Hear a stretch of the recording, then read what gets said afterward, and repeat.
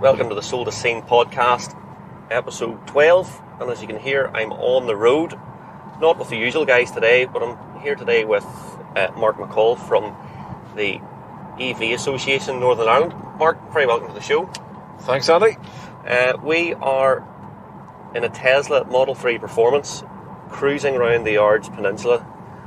And if you want to know more about the car we're in, hopefully by this stage there will be a video review on YouTube and there'll be a post on rmsmotoring.com. You can read all about the car and listen to what Mark and I think about it. Mark's previous Tesla Model 3 owner, so that's well worth checking out. But the reason for today's show is actually more, I want to talk about actual EV ownership. I'm not an EV owner per se. You have been for several years, Mark, and you've had many of the cars, and you've also set up the Owners Association and know a lot about the infrastructure and the challenges that people face when they actually want to buy an EV. But tell us a bit about your own EV ownership and Sure. and why it appealed to you in the first place, because there's plenty of naysayers out there who think that the fossil fuels are the only way to go. Yeah, well, I guess I was a naysayer as well. It's important to say first EV I drove was an i3 in 2013 down in Bavarian whenever they launched that car. And which is the sort of typical, what I would consider the white goods looking EV. Quirky was used a lot in the review of that car. But, you know, I went there with a lot of preconceptions, and some of them were borne out, but others weren't, I guess. And I came away, whether I knew it or not, I sort of came away there subconsciously realizing that this was the future. I guess like a lot of people, I was quite skeptical. You know, who's ever going to drive these things? Sure, we're just going to move the tailpipe emissions to the power stations, all these things that when you look into them actually aren't true. Back in 2013, had they decided that they were killing internal combustion sales at that stage? No, I don't think so. And I think, you know, it's only recently, even in the last year maybe, that people are starting to realise that this is finally a one-way street. You know, that this is happening. You know, it was very much up in the air 2013, 9 years ago. But I think you would struggle to find someone now who can't see that EVs are going to be the future. Yeah, well, they're being forced upon us, I suppose, whether we want it or not. And what's changed? Has that changed people's attitudes? Is it, well, what we've been experiencing now at the moment is the cost of fuel going through the roof? Yeah, there's certainly a sort of negative vibe from some quarters on the EV thing, and I guess that the fact that people are being forced into that is possibly a reason for some of that negativity. I think it is anyway. And part of that, sorry to interrupt you, is probably as well, okay, we have to go this way, but I can't charge at home, or I do too many miles, and all these sorts of things. I tow a caravan to Sligo every day and all this. That's the thing. They don't. You see, I mean, I think they should just do away with caravans, and then it's one less thing to worry about. Absolutely. No, so I mean, there are plenty of questions still, you know, but a lot of things have been answered. And I think as people, what we really need to do is get people behind the wheel of EVs. You know, there's so much FUD, fear, uncertainty and doubt spread still. Big Oil obviously has been doing that for years, trying to keep this whole thing down. But could you get a better car than this thing we're in today? I mean, it's an absolute beast of a thing. You know, the early electric vehicles, the milk float sort of thing, and the G Whiz and all that. I mean, it's not reality now. Nice Morgan passing us there. So I think the best thing we do is for everyone to get behind the wheel of one of these things and give it a try. Absolutely, like it is a real bit of a change in thought process. Okay, so there's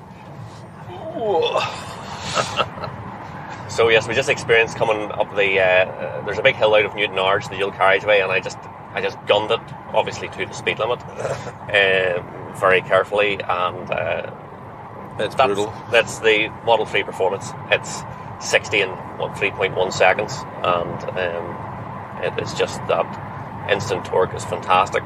But you have to get someone into an EV to appreciate that. But there's plenty of subjective things going around people's minds. I think that could put them off. So the range anxiety. Where am I going to charge it? Even the cost of buying one. Yeah. And yeah, you're right. There are still plenty of issues, and that's probably why we formed EVA, and I was formed with two goals in mind. One was to promote EVs, and the other was to look after the interests of their users. So promoting EVs has had to take a bit of a backseat in 2021, as we've really just spent all our time trying to raise awareness around the difficulties of public charging in Northern Ireland. That is the real problem with things here at the moment. And you mentioned range anxiety, which was a phrase that we heard a lot of in the early days of EVs, but most of our members would now talk about charger anxiety rather than range anxiety. Yeah. There's no problem with a car doing the miles. Plenty of 200-mile cars. I think the average journey in Northern Ireland is something like 13 miles a day. Obviously, we do have to travel then certain days, and whether we're going to Dublin or Enniskillen or wherever it is, you want to be able to find a rapid charger to do that quick 15-20 minute charge to get you home, and that's the bit that's really sorely lacking here. Well, let's take the Model 3 rent. Okay, so it's a bad example because it's the top of the Model 3 range, and it's got the big batteries and stuff like that, but I left the house with 250 miles range. It was about 80% battery, and came and picked you up. We've done about 100 miles, and there's still 153 miles left to go, and we'll comfortably do that and then go home and charge it. Yeah. So provided I think you can charge at home, and the fact that most EVs now have that 200 plus mile range surely kills that conversation. But because as well, it's like your mobile phone, isn't it? You have to come home and you put it on the charger at night, and actually then you're using the car at it's 80-90% battery every time you step into it in the morning. Exactly. I mean, I've read some people say, how long does it take to charge your electric vehicle? And some people say it takes me 10 seconds, because that's how long it takes me to plug it in at night when I arrive at home. Yeah. It charges when I'm asleep, and I wake up every morning with a full tank, in air quotes. So unlike a piston car, where a few of us, I would say, have a petrol station at home, everyone apart from a third of the population, which is a whole other problem, around 33% is the best figure we can arrive at of houses in Northern Ireland do not have off-street parking. So for them, there's a huge issue there because they can't charge at home currently. But if you can charge at home, if you do have off-street parking, then it's pretty easy. Yeah, and look, there is. Let's make no bones about it, there is a barrier to entry, even the cost of these vehicles. Like the cheapest electric car in the market is probably the AMG at early 20,000s, and the average is probably closer to 40 grand. Yeah, definitely. The purchase price is the other issue at the moment outside public charging. But again, who goes into any car dealership at the minute and pays the 20, 30 or 40,000? Everyone's leasing a car, or most people are leasing a car. So it's more about the monthly. And whenever you start to look at the monthly cost and you take the cost of fuel out of it, or certainly you reduce it massively, then quite often the overall sort of cost of ownership within a lifetime of the vehicle is on parity or even less. And they reckon that purchase prices are going to be similar to ICE vehicles by around 2027, I think is the latest figure. And although unfortunately probably the way things are going, the price of an internal combustion car will just increase to match the price of the electric vehicle, rather than the electric vehicle getting any cheaper. Yeah, as we said, just to give an example of the running costs as well earlier on, 8,000 miles a year in our Model 3, which average 3.6 miles per kilowatt hour. If you've got an economy 7 rate at home for cheap electricity overnight, that comes out to around £275 for your 8,000 miles for your year's driving. Yeah, which could be, what is that, 1,500 quid a diesel? Yeah, exactly. So if you take that off your price of your monthly on the lease or whatever while you're buying the car, then that's significant. Yeah. So, and I made the joke earlier about this. It is a bit of a spreadsheet exercise. Yeah. And it's funny, people think that when they look at EVs or car ownership in general, that they are the most objective, and that they will analyse every small thing about ownership. So And to give a real life example of that, I've had this Tesla for a week now as part of the review, and a family friend had wanted to come round to talk about, they were thinking about buying their first electric car, and we were standing in the garage and we were talking about this and that and the finish of the car, and do I need to get a home charger and all these sort of various things, and then they get in and it's like, oh, there's no buttons and all the rest, and then 5 minutes on the road, I need to have one. And the objectivity goes out the window when actually you think, well, one pedal driving, or it's so smooth and so quiet, or the instant torque, and there's so, sorry, we're outside the Ulster Hospital here, and that's not someone coming for us because we've decided to use launch control in the middle of the town. So so it is possible to have a bit of lust for an EV as well, which is something that I didn't think of either, probably in the early days, and Tesla obviously is one of the biggest proponents of that. They're the guys that have made cars like this that are, I would say, appealing to petrol heads or former petrol heads. There's an awful lot of excitement about driving this car.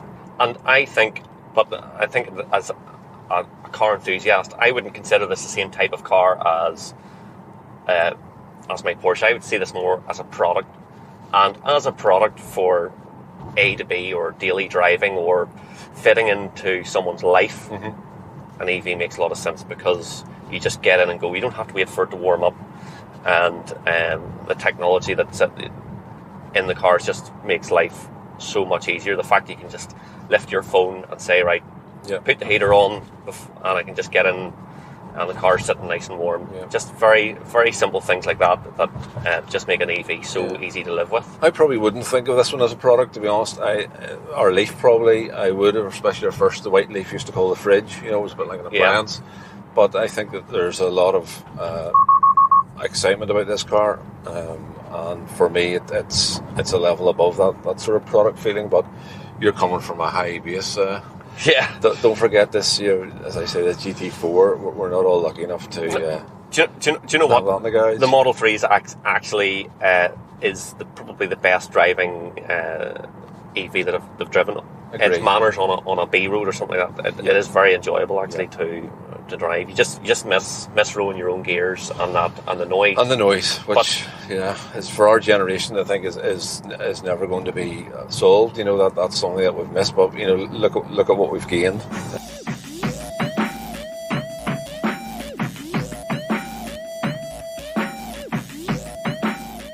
So it's kind of ironic that we were talking about battery anxiety, and the battery in the GoPro died, and it was nothing to do with the siren at the Ulster Hospital. So we're now in the Belfast city centre, just cruising through. Do you know what?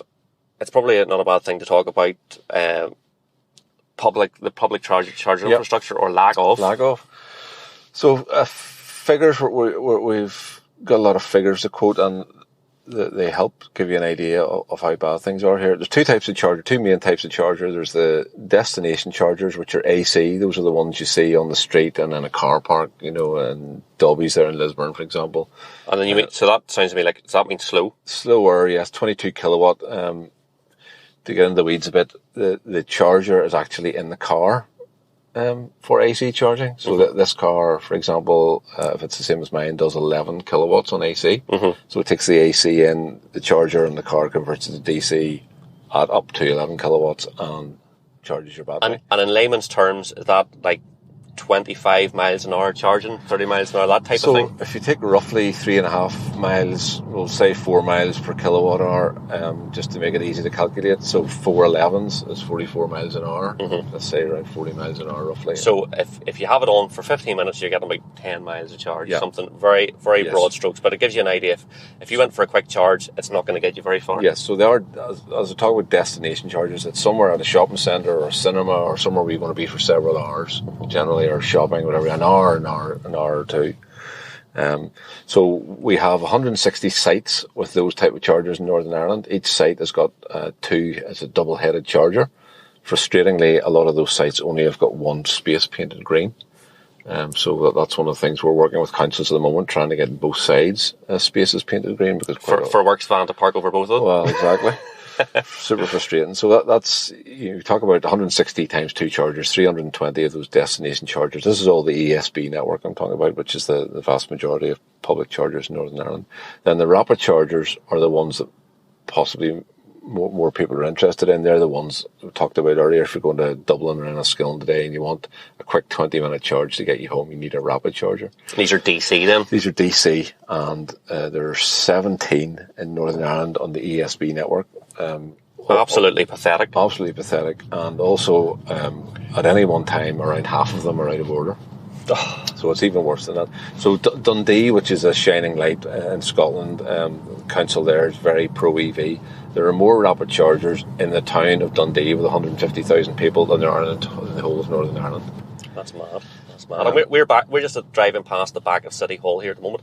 Where would my closest AC slow charger and fast charger be around here? Like where? So Adelaide Street, which we're just passing, I think. Okay, so the nearest charger is Adelaide Street. So that's on street. Yes, that's an AC on-street charger, and the nearest rapid DC then would be probably Shein Retail Park on the Boucher Road. Okay. And that's your lot, is it? Yeah, so around Belfast there's another rapid popular one near the Shore Road, which has been out of service for a long time. I think, one of the things we're talking to DFI a lot, obviously, the Department for Infrastructure have a lot to do with this, and they commissioned some research which came out just at the end of last year that showed that Northern Ireland needs 1,000 rapid chargers by 2025. So that's a situation where we need to be installing something like 30 chargers a month from now to 2025 to get us there. There are 3 projects that are live at the moment. First of all, ESB have committed to replace all the chargers in Northern Ireland. So all the old hardware that's already out there is old. Most of it's approaching 10 years old and past its sell-by date. So they've said they're going to replace everything that exists. And on top of that, they're going to add 5 rapid charging hubs. Mm-hmm. So those are sites where there will be more than one rapid charger. That could be 2, that could be 3. We don't really 5 know. That's pathetic though, isn't it? Well, this is the thing, but that's the first project I mentioned. Another project is EasyGo, who are on the island and a lot of different sites, and they have committed to put 50 to 70 rapid chargers in Northern Ireland over the next couple of years. Okay. And then there's a third project, which is some DFI money and some EU funding called the Faster project. And that's going to bring around 24 rapid chargers to Northern Ireland. So we're going to go from 17 to 20 to maybe 120 in the next 24 months. But it's still only 10-15% of what we actually need. But exactly. If this DFA research says that we need 1,000, then it's going to be 500% more than we have today, but it's going to be a tenth of what we need. It's an absolute joke, and I take it. Am I right in saying there is actually funding that the executive can apply for to put more infrastructure in? There is actually money there if there was will. There's this thing called the ORCS grant, the On-Street Residential Charging Scheme, which is a OZEV, the Office for Zero Emission Vehicles, has 20 million in a pot, which to date no council in Northern Ireland has applied for any of that money. This is one of the other things that we've been pushing on last year. All our 11 councils have now come together in a consortium, and they tell us that they are going to apply for some of this funding before the new financial year, so that should be by March this year. Okay.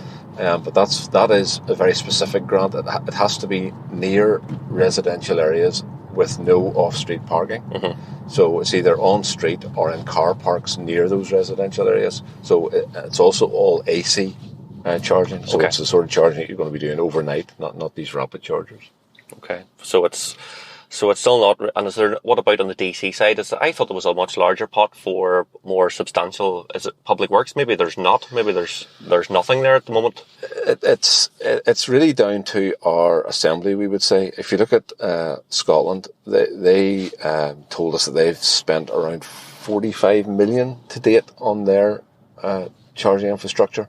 And just last week, they announced 60 million additional, so 100 million is going to be spent in Scotland. Mm-hmm. We can find 2 pots of money that were spent by the Assembly, and they add up to about 800,000 here. and that's all that we can find. Absolutely pathetic. There's one figure that we quote often as well, and it comes out every quarter. It's a combination of ZAP Maps work and the Department for Transport, and it shows it's a good fair way of showing things because it's per 100,000 of population. So it takes into account obviously England and Scotland, Wales are bigger in here, but per 100,000 population, the UK average for rapid chargers is 7.7. So 7.7 rapid chargers per 100,000 population. Mm-hmm. In Scotland, that figure is 12.9, I think. 12 chargers. In Northern Ireland, that figure is 1.2. We're seventh, grim. Or sixth or seventh of the UK average, and we're about a 12th of what's going on in Scotland. So we really are the pure relation here. But I think we've raised the profile of this problem massively last year. A lot of our members have got in touch with their MLAs and their councillors. And if you look at the assembly questions that are being asked on EV infrastructure, you'll see that the profile has been raised massively now. So it's a shout from the rooftop jobs. You need to rattle the sabres and get these guys to actually take a bit of action. Exactly. And now we're staring down the barrel of an election here, so that's going to disrupt things as well. But we're hopeful that this task force that we're sitting on, the EV task force, will be able to make the proper recommendations. But it all depends on the funding going forward then. But, here we are. I think the figures for the UK for December were 26% of new car sales were full battery electric. So more than 1 in 4 new car sales in December in the UK were full battery. Well, to give that a bit of context, we're just driving along Boucher Road at the moment. We've just passed the very nondescript Tesla showroom, but the pressure is on these guys now because Tesla's here and all the rest to deliver electric cars, and that's what people are now asking for. So, but that's part of it too. People think, well, I want to buy an electric car, but I need to have the facilities behind me to run it. And if you're saying a third of people don't even have access to on off-street parking, then it's... So those people, if there's two ways, of doing that. If you live in an apartment, you either need to get something in your apartment car park, or if you're in a terrace house, you need something in the on-street. The other alternative is to have a charging hub nearby, a rapid charging hub, somewhere where you can go, a bit like a fuel station, where you can go for 20 minutes once a week or twice a week, or whatever it is you need. But we don't have that either. And the problem this has created at the moment as well is the growing. So I'm sure you have great stats on the sales of electric cars and how they're growing in Northern Ireland. I'm sure they're growing at a substantial rate, but we've so few chargers. At the same time, we have people who will go and hog the chargers. Is it right that there's no time limit on our chargers and there's no charge? No, the chargers are free, and that's the big issue at the moment. So we're just passing the Shane Retail Park where there is that the rapid charger. Yeah.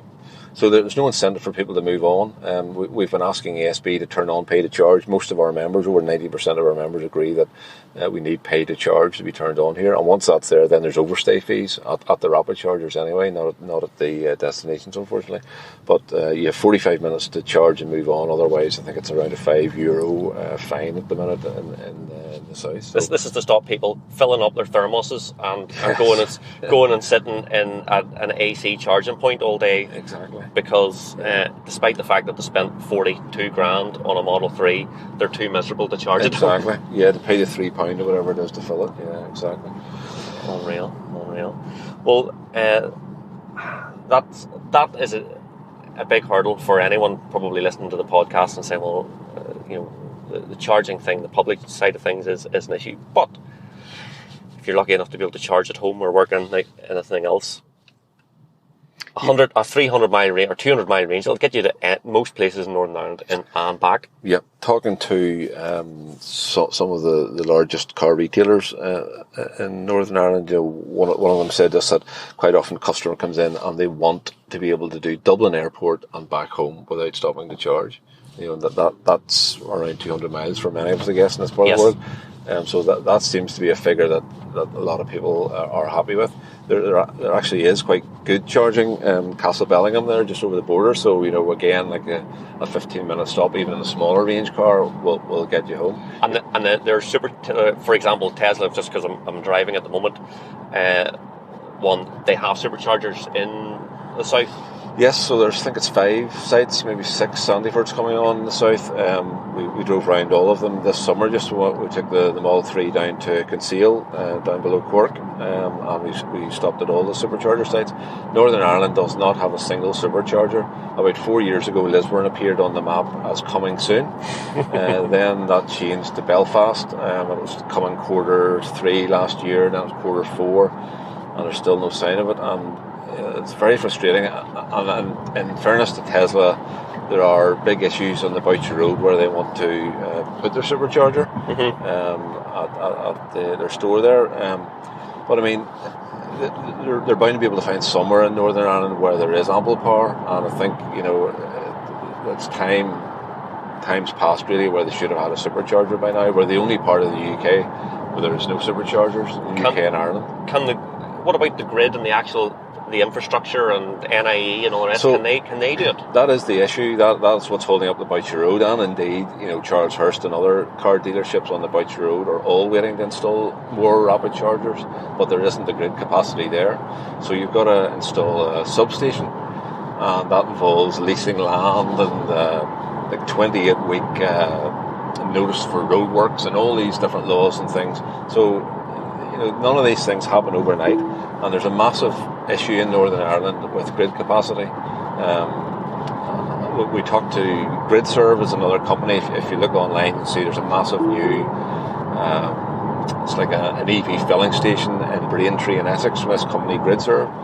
And they were over in Lisburn and gave a presentation, I think it was 2019, and they said there that their modelling software was looking for sites where there were a high volume of traffic passing in a day, and also a high grid capacity, and they were struggling to find where those two things overlapped. So there's an awful lot of work required to our infrastructure in Northern Ireland, and Northern Ireland electricity networks have a lot of work to do there, but they're being held up somewhat by our utility regulator as well. There's a lot of regulations around Northern Ireland, which mean our utility regulator has never been given decarbonisation as one of their remit.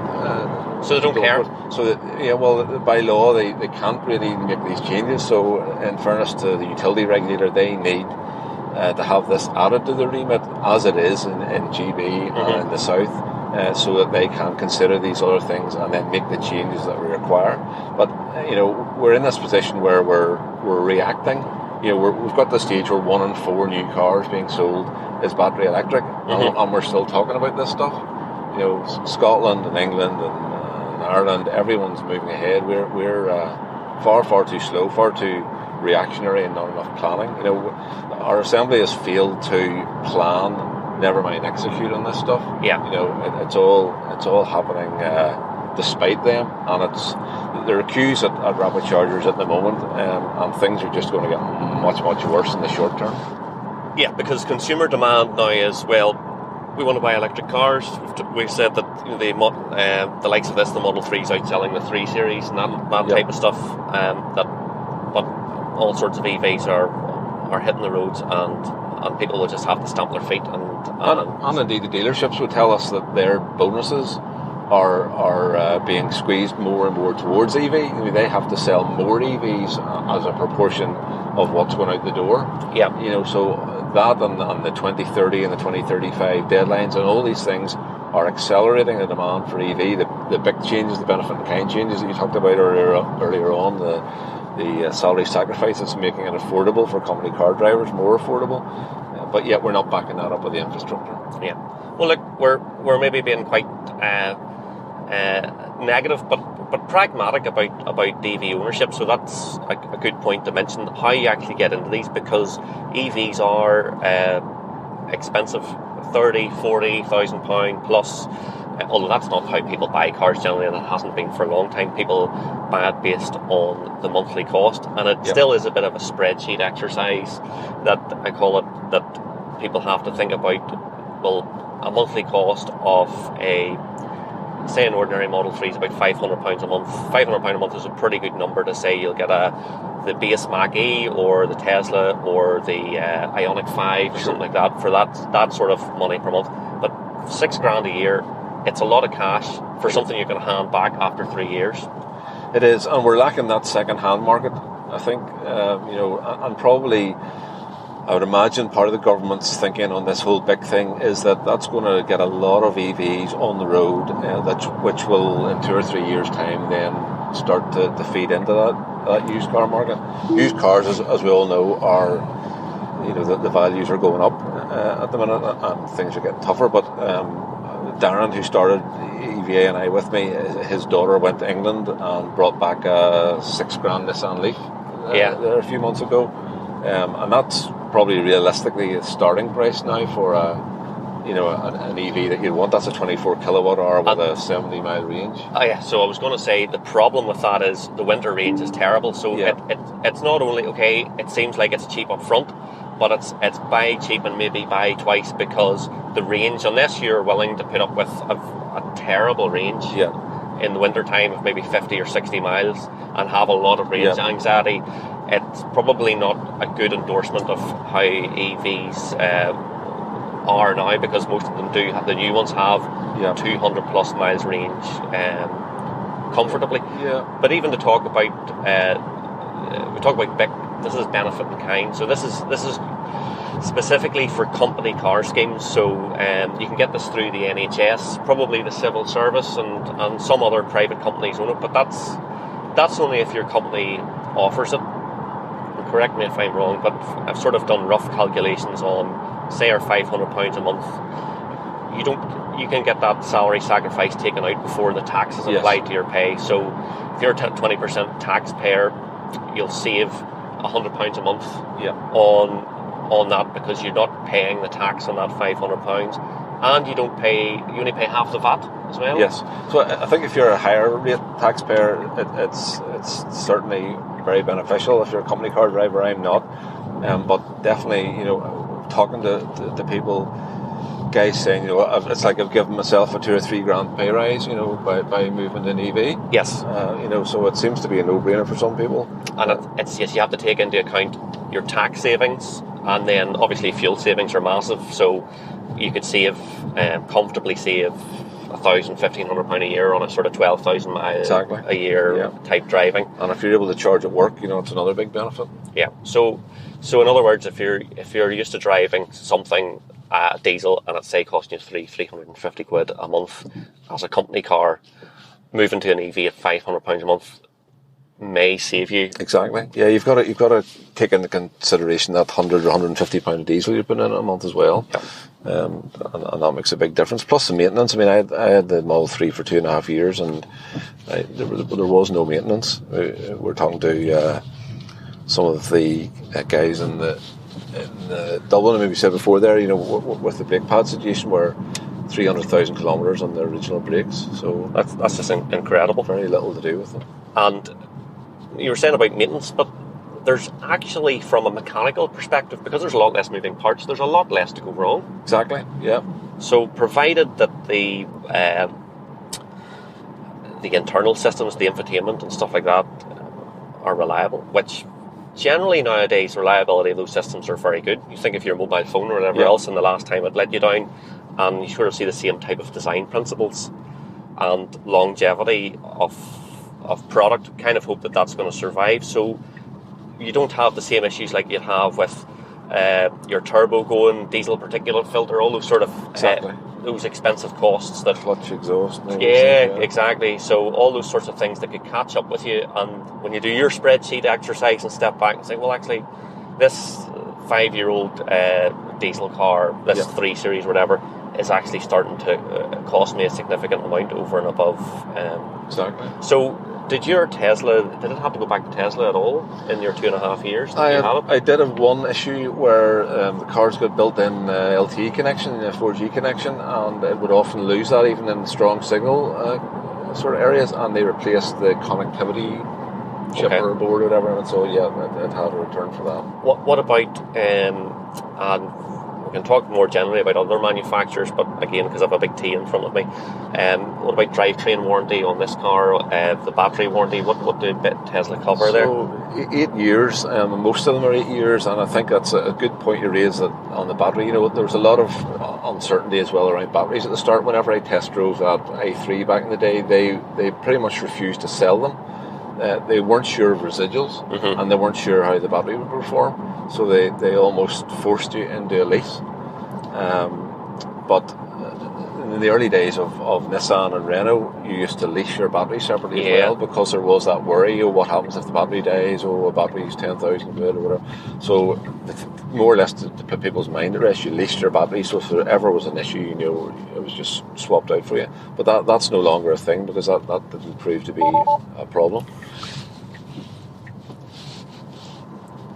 Yeah, so from an ownership perspective, it should be a lot more relaxed. There should be very few trips to the dealership. Absolutely, yep. And I even think as well, certainly the Teslas, I know of, there's a couple of guys that most of the Tesla issues can be fixed at someone's house rather than having to take it in somewhere. So yes, so there's a Ranger. You can get a Ranger visit, and whenever there was a Dublin service centre and no Belfast one, then that happened quite a bit. The Ranger would even come from Dublin.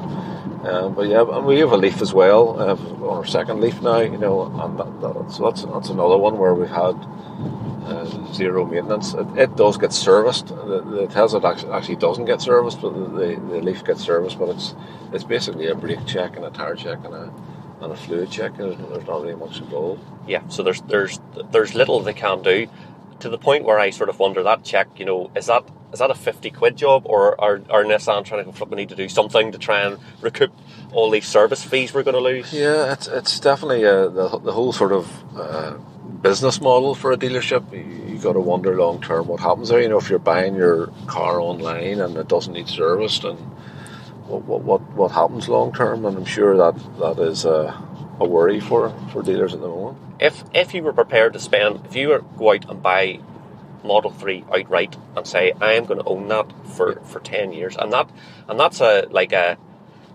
something from my parents' generation type of approach of buying a car and driving it until it's done, you would probably do very well out of it. You probably would, yeah. I think your maintenance charge would be low, your annual running costs would be low. We've got zero road tax at the moment. Whether that stays or not is another thing. I think the road tax in the south's 120 quid for an EV.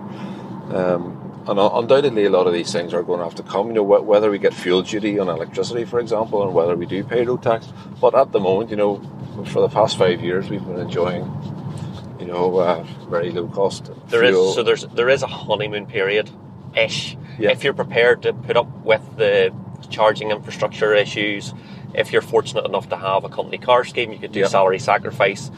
And actually, that's where I actually think the whole thing is stacked quite unfairly to people that are more well off actually benefit from it more, and which is a shame, because it hurts. You know, it means that just at this moment in time, EVs still aren't for every man. I agree, and I think it's something that has to be tackled. There is a certain amount of new technology is expensive as well. You know, if we think back to the mobile phone revolution, who was crying the mobile phones? The businessmen. You know, none of us could afford a mobile phone. Yeah. But what happens? That trickles down. You know, and as volumes ramp up, and those early adopters who pay the big bucks, then that trickles down to the rest of us. So we all get a chance. So, but I think that's coming, and it's, you know, the second-hand market, like I say, is going to come as well. It's not there at the moment, but all these things are really dependent on the acceleration that's happening and getting that infrastructure behind it all, so that there's no negativity. Some of the studies we've read, you know, say that even the fact that people can see that there aren't chargers or see that there are broken chargers has a negative effect. You know, we are slightly behind here. That 26% for BEV sales in December in the UK was something like 19% in Northern Ireland. Okay. So we are lagging behind here. So we just need to keep the pressure on and make sure that these issues are there, and people without off-street parking have got somewhere to charge, and that this isn't seen as a middle class thing, as you say. Yeah, and yes, it needs to be embraced to make it better for everyone. Exactly. Yeah. So, you know, and from a driver's perspective, taking the objectivity out of it all and the cost and all the rest, there is just something wonderful about having that instant thump of torque and just be able to swell past people. It's addictive. It's absolutely addictive, and a lot of the standard of vehicles that are being produced at the moment are very, very good. I haven't I haven't really driven an EV that I would say is terrible. Now, maybe a first generation Leaf a while ago. I just missed another turning. A first generation Leaf a while ago is, you know, it was slow, the range wasn't great, and it was really early adopter. It was really right. I'm buying something with compromises to get be in with the new thing. Whereas now, you know, you're buying this actually as something. It's now a luxury item, and then it will become totally mainstream. I think, you know, even those lower range cars like the Leaf, you know, we still have a Leaf, particularly if you're a 2-car household. There's no reason probably why anyone shouldn't have an EV. If you need something longer, if you are genuinely driving to Dublin every other day, or you have something to do with work travel or whatever, you know, the second car can easily be an EV. At this stage, Mark and I were just about to finish the podcast, but earlier that day we'd actually reviewed the Model 3 performance we were in for YouTube. But maybe you're not listening to this on YouTube right now and want to hear that review. Well, I've grabbed the audio and put it in here.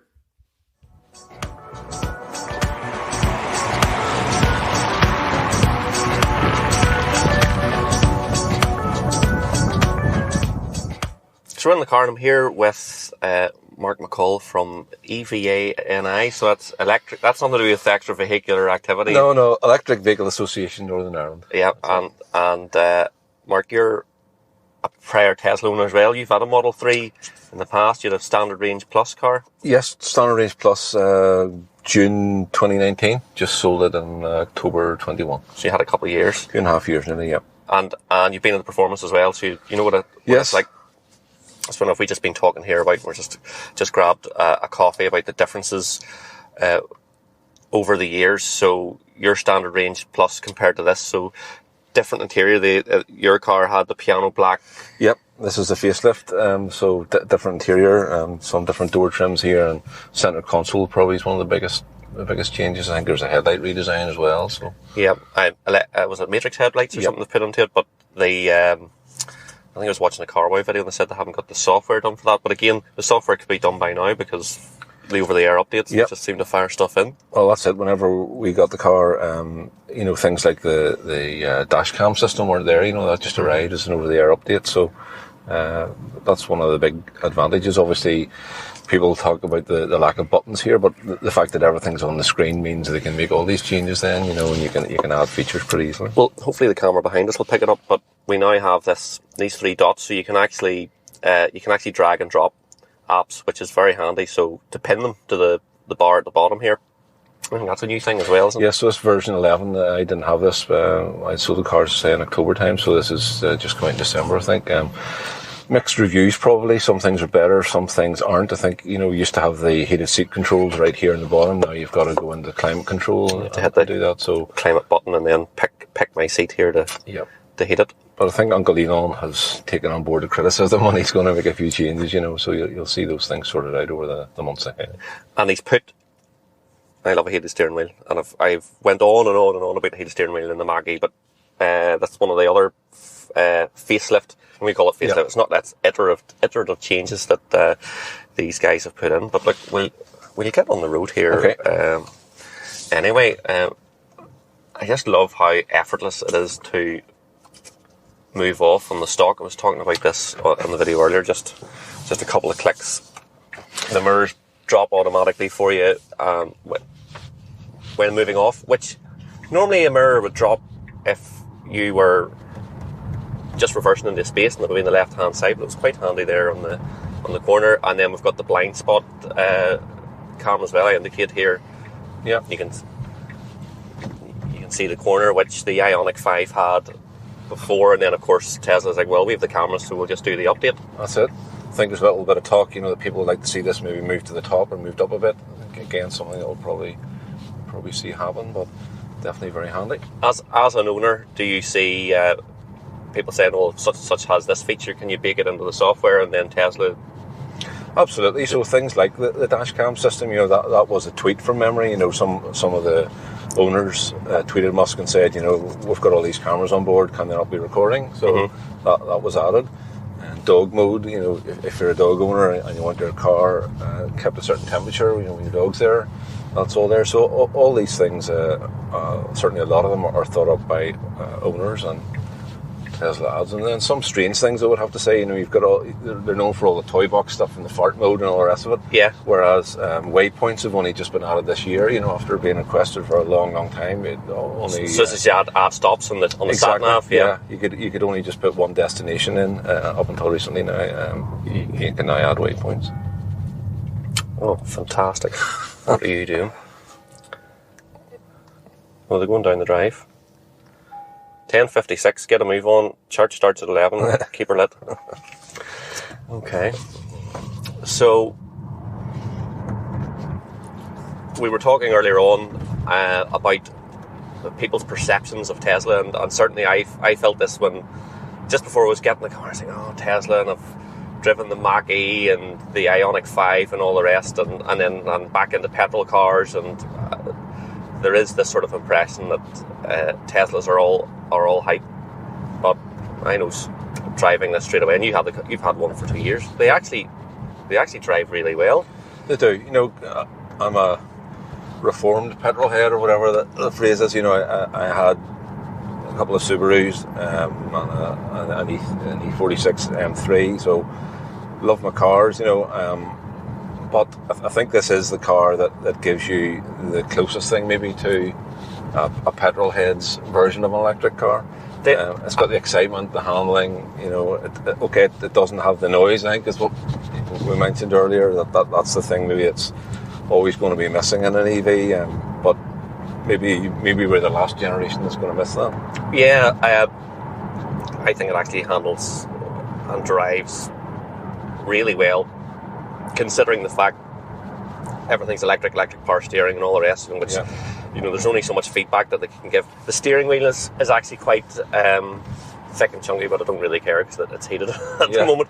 But this car actually doesn't weigh as much as I expected, so the standard range plus only weighs about 1650 kilos, something like that. Yeah, so my car was around 1640, 1650, which is almost identical to a 911 Turbo. Mm-hmm. Not known for being a particularly heavy car. I think modern cars in general are heavier, obviously, but you know, you can have a Model 3 that's well under 2 tons. Yes, this is the bigger battery car, so it is a bit. It's about 1850 kilos. Yeah, I think about 150 kilos difference maybe in the big battery cars, but it doesn't feel like it, you know. I don't know whether the weight has anything to do with it, but I don't think there are many cars that can put down the power like these cars can. No, the way the car can just deploy the traction it has. Traction. Yeah. Even on a greasy road or a wet road, it never seems to squirm it. It's that electronic traction control, you know, or torque vectoring or whatever it is. You know, it's always going to be quicker than a mechanical system, and it just seems otherworldly whenever you hit the power on a greasy road. I don't think in an internal combustion engine you can get that exact level of power control at every wheel. They can do it, but it's sort of artificially done with braking and stuff like that. You know, exactly. You know, whereas they're trying to hold the engine back, whereas the electric motors, they can just decide exactly what to give it up front, and it's immense. It's by far, and even out of all the dual motor electric cars I've been driving have had great traction anyway, but this by far just trumps them all for the ability just to deploy most of the power most of the time. Yeah. And I think if you have two sort of identical, this is about 450 horse, if you had a new M3 or something like that, or even a four-wheel drive one, this 99 times out of 100 is going to get off the line exactly the same, whereas you're just not going to have that level of consistency even with the most complex launch control system and all the rest. Plus this thing doesn't even need launch control. You just get into it and you put the foot into the carpet and you're going. Exactly. Yeah, it's a good point you make. You know, and not the 60 time in a mechanical vehicle, in an ICE vehicle, especially one maybe with a manual gear change. You know, you're going to be pretty good if you can get that figure every time. Whereas in this car, as you say, it's totally consistent. Yeah, it's easy. It's simple. You know, people talk about it being a great daily because it can do all these things. You know. If you're lucky enough to have a weekend car or a track car, not many people are, I guess, but and sure, the roads, even to drive quickly on a road today is antisocial or near impossible with traffic or whatever. Anyway, well, do you know what? It is a wee bit of a problem because these things are ballistic. There's 2 or 3 cars in front of us at the moment. We're doing 40 miles an hour. If I saw a quarter of a mile gap, you could just whap past them, and you would be well on the wrong side of the speed limit, and it wouldn't really feel like anything. The performance is explosive. It's that switch of torque just explodes you at the sort of overtaking range, 30 to 70 or 30 to 80 or something like that. It's just remember the first EV I drove was 2013 whenever the i3 came out, and I went to Bavarian and had a test drive, and that was the one thing that 2 things I came away with. One was this thing about 100% of the torque from 0 RPM. Yep. You put your foot down. I think that car was about a 7-second 0 to 60 in 2013, which was like a Mini Cooper or whatever at the time. It seemed pretty fast. The other thing is the regen, this whole one pedal driving thing, where as you get off the throttle, then the car scoops up the energy and puts it back into the battery, so you rarely touch the brakes. The one pedal driving thing sounds so alien to someone who hasn't done it, but it's so intuitive. Forgetting about the fact it's regen or anything like that. See, for just modulating speed in traffic. So these guys in front of us, I could put the autopilot on, the adaptive cruise, and it would sit behind them at whatever distance. But just I'm slowing down, speeding up, and you can get right down to nearly 0, and then speed right up. Yeah. And your foot doesn't even have to move that much. It's very easy. Depending on what your driving settings are, you can go right down to 0. It'll actually come to a complete standstill. Probably can't change it maybe whenever we're driving. But, I'm glad to have you here because this screen has so many options. Let me talk about some of the options the screen has. But yes, so you're talking about the level of regen we have at the moment. Yes, so this stopping, well, you've got creep and roll, which are similar to an automatic car, where as you lift off the brake, the car will start to move forward. Whereas hold was the one that looks like you've selected as the one that I liked as well, whereas you come straight up to a red light, for example, you don't need to touch the brakes. A car will come to complete standstill. You get a little grey icon up here with an H in it, and it's on hold, and then you'll hit the gas and away you go again. So it's very easy to drive in traffic. It's absolutely effortless. In fact, just the amount of thought process that has to go into driving an EV in general, and the Tesla in particular, it just makes a commute, a long commute or a long run to do something like that, it's just totally effortless. And the autopilot, funny enough, one of the best things it's good at is in that stop-start traffic. If you're coming down the M1 in the morning and you're bumper to bumper, that sort of speeding up, slowing down at a low speed, it handles really well. So we're out touring around the roads of County Down here, and we're just going to make our way across to Strangford. I don't know if we're going to get the ferry or not, but we'll head that way anyway. Just following the sat nav. I don't have the voice commands on because you'll be kind of annoyed by the constant interruption. Although it probably mean I would miss less junctions, but even the mapping and all the rest, it's very straightforward. I sort of thought, well, there's no Apple CarPlay. How could I survive? A real first world problem, no Apple CarPlay. But everything's so intuitive. I haven't really thought or felt like I've missed it. It's got Spotify, TuneIn Radio, obviously Bluetooth streaming, and all that stuff. And then all the other stuff you just don't get, other manufacturers don't put in. Quite surprised that there is the web browser in there, which there doesn't seem to be much limitation on when you can use it. And then if you were sitting in traffic reading the news in the web browser, how is the 5.0 gonna consider that? I think that's the road of someone's driveway. So it really seems to me, even the fact that you can put on the cameras whilst you're driving as well. When does this huge screen become a a distraction. Obviously, you can't have. It does have Netflix and YouTube, but you can't turn that on. Yeah, when only you're if you're driving. stopped, yeah. But everything else, it seems like you can. Lots you can, yeah. It does seem quite unusual. You know, that reversing camera that you mentioned, you know, that is unusual. I don't know any other manufacturers where you can display it. You stick it on there, we can. The reversing camera. If you hit the three dots there, and you should get the dash cam or something, isn't it? Or camera, there you go. Yeah. So we can see the Toyota behind us. But, which is...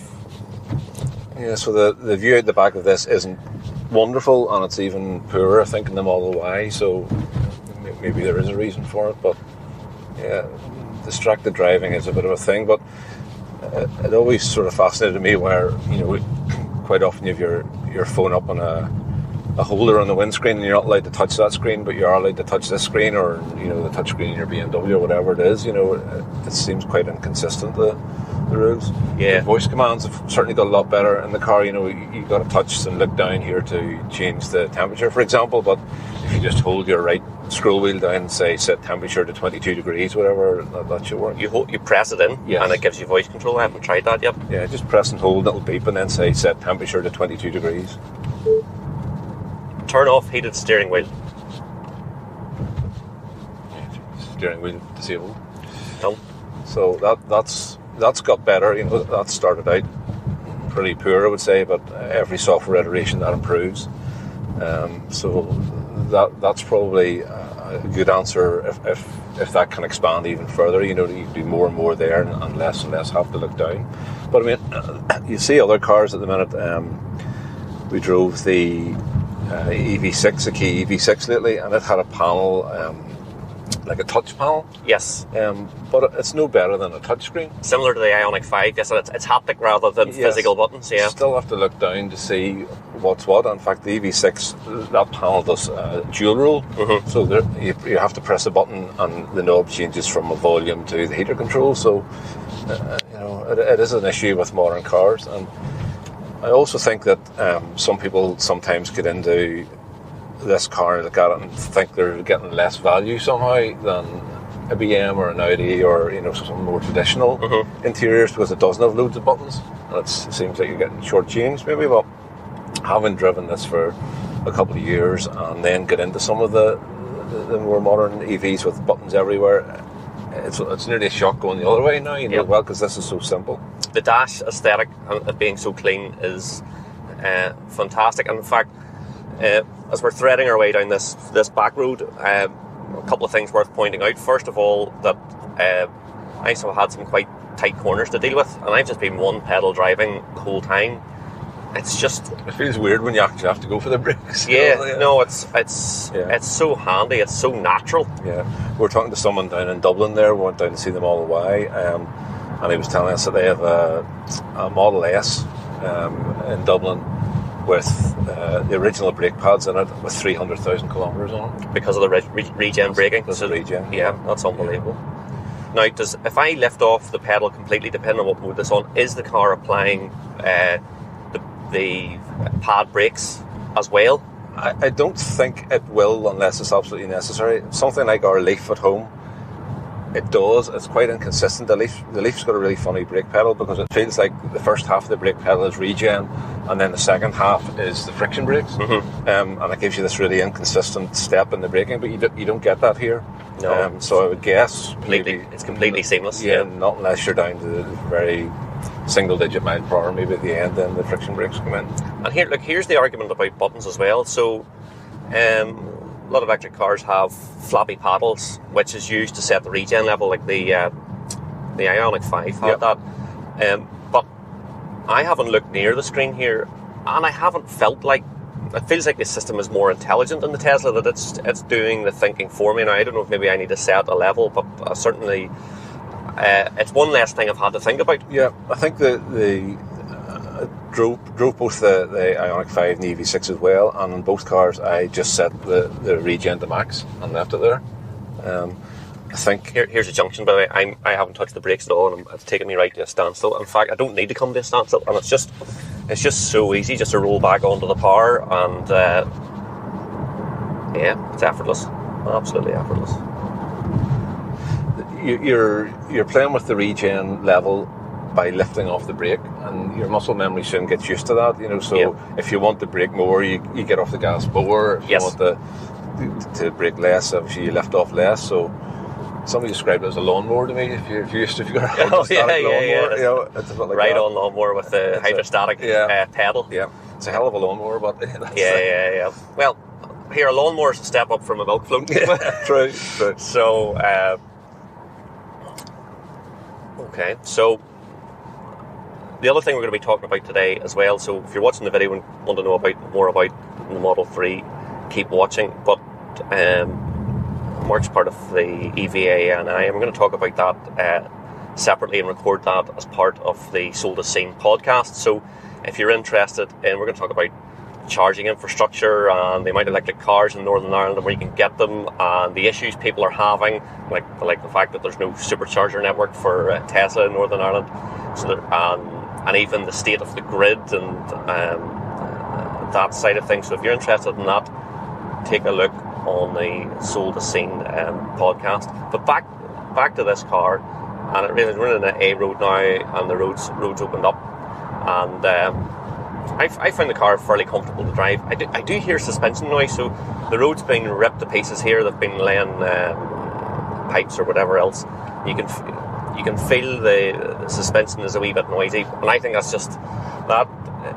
They can't get away from that. I had this in I had a 6 Series BM and had a bit of suspension noise that tried to damp out, but I think that's a weight thing. But I'm still surprised that this car is still 200 or 300 kilos lighter than the SUVs like the Mach-E and all the rest. This front windscreen is fabulous. It's like sitting in a van because it's so the rake of the screen. You can't really see much of the front of the car, but I can see all the road around me. It makes picking up the curbs and all the rest absolutely it's so easy to do. Low bonnet and low dash as well, and no binnacle behind your steering wheel, so the visibility out of the front of the Model 3 is fantastic. And look at that, it's like just this nipping between the junctions. That's the first time I've had to touch the brakes there, because I did gun on a wee bit, and it wasn't more than maybe half the pedal travel to get up to the speed limit. It's just absolutely effortless. Great space in these cars as well, the great use of space. Yep. So I guess the packaging, a proper ground up EV, not something that's been converted from a nice platform, so everything's pushed that way and that way. There's great space under the bonnet there as well, which, if you look at with a Mach-E out the other day, and you lift the bonnet and it's full of gubbins, there's no room under there, because it's a platform for a piston vehicle as well. The platform share thing doesn't really work, because you can repackage the car so much. Yep, so this skateboard, like all modern EVs, batteries on the floor. The motors are incredibly small. You've probably seen them, for the power that they have. They're amazingly small. I think the front's slightly less deep maybe in this car than mine. I think my car was rear-wheel drive with a standard range plus, no front motor, so it had a little bit more. The motors, they're like the size of a football or something like that? I talk about a melon, like a big watermelon sort of, and that's unbelievable. That sort of size, but yeah. And it's one per axle? Yes, so in this car, one per axle, yeah. My car was rear only. Yeah. And the standard range plus, as we say, was about 1,650 kilos, 1,640, 1,650, so wasn't really. I think actually the Volvo in the same class is a few kilos heavier, and it's only maybe 50 kilos off a C class or a 3 Series. There's that camera coming on again. It's just very, very useful. Yep. But so the power distribution is interesting as well. There is a track mode on this car, and you can just go into turn the track mode on and select where you want all the drive to go. So you can make that 100% rear-wheel drive, and the car will slide about and move about and be a lot more dynamic than people might expect as well. Like, it is actually quite fun to drive. Yeah, you have a GT4 and one of the ultimate sports cars out there, and you're spoiled. But for most people, I am spoiled. you are spoiled. For most people, if they thought they could take us out on a Sunday for a drive, they would love it. I think you'd agree. Yeah, absolutely. And I think that people who haven't been in an EV before are actually surprised. They're expecting the Tesla to be shoddily built and stuff like that. We're talking about these iterative changes. Yeah. Tesla have taken that on board, and these are the Chinese built cars. They seem, from a panel gap perspective and that sort of, Improvement. Yeah, to the point where I don't care. There's nothing negative I could say about the build quality or the feel of the car, or the feel of the materials feels premium enough to justify that 60 grand price. It's very comfortable. Yeah. The seating position's great, and all the basic sort of things I get into this car. Do I feel comfortable? That absolutely. And in short order, it's a sign, I think, of a good car. You can get in and feel comfortable to drive it confidently. Yes. I think they are having a bit of trouble shaking that the early days problems that they had on build quality. My car was 2019. It was the first of the UK deliveries, and it had a little bit of panel gap alignment, probably around the front, the headlight, but around the frog face was slightly squinty. Yeah, but no, in general, I mean, I didn't have any bother with the car. I found it very reliable. Maintenance is non-existent. I mean, there's no servicing in that 2.5 years. So the running costs are next to nothing. I worked out there 8,000 miles, 8,000 miles a year, which is about average, I think, in Northern Ireland. I'm paying about 7.8p overnight rate on Economy 7 for charging at home. That's a fixed rate that goes in July, and things have gone up. But even if you look at today, you can get it 11 or 12p at night at the moment, and even at that rate, you're talking about 275 quid for your entire year's motoring, 8,000 miles. For 8,000 miles, that's just, that is fantastic. If you can be, that's where the calculations, we start to compare it to diesel and all the rest. And we'll maybe talk more in the podcast about how the whole salary sacrifice, part of those sorts of things, that makes a massive difference in because these are expensive cars. Let's not beat about the bush. They're all starting at 35, 40 grand, which it's a lot of money in anyone's book. It's a lot of money to outlay, but part of the reason, I know second-hand cars in general are very valuable at the moment, but I sold mine in October because prices were so strong. And it cost me well under 200 quid a month to own, but by the time I was out of it, so yes, they are expensive to buy, but they're also sought after, and they're holding their price extraordinarily well.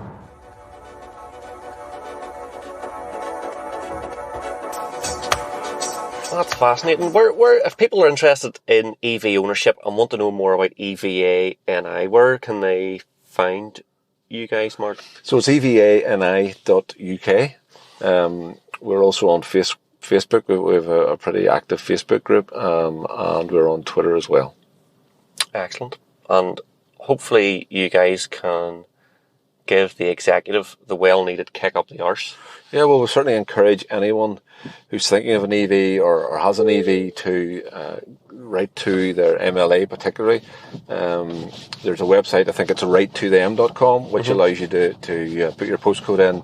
It'll show you your 4 or 5 MLAs, and you can tick a few boxes and send the same email off, within a few minutes. And MLAs are contacting us; they are genuinely interested. They're seeing this as a growing concern for their constituents. So there's definitely a lot of interest there. The whole green issues and COP26 and all these things are definitely making the headlines. So it's the best thing we can do at the moment, just to keep the pressure on, and we're certainly trying our best. It's not always rewarding, but we are working really hard. We're a group of volunteers, and we're always looking for help. If you're out there and you have some spare time, or even a semi-retired person or whatever who would like to attend some events for us, because we quite often get asked to events that we can't attend because they're during business hours and we're all working.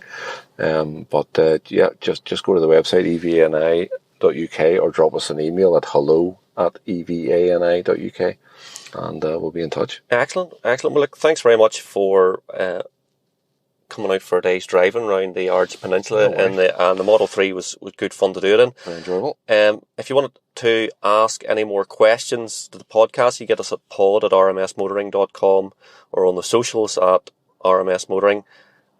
And remember, there's no warranty. This was sold as seen.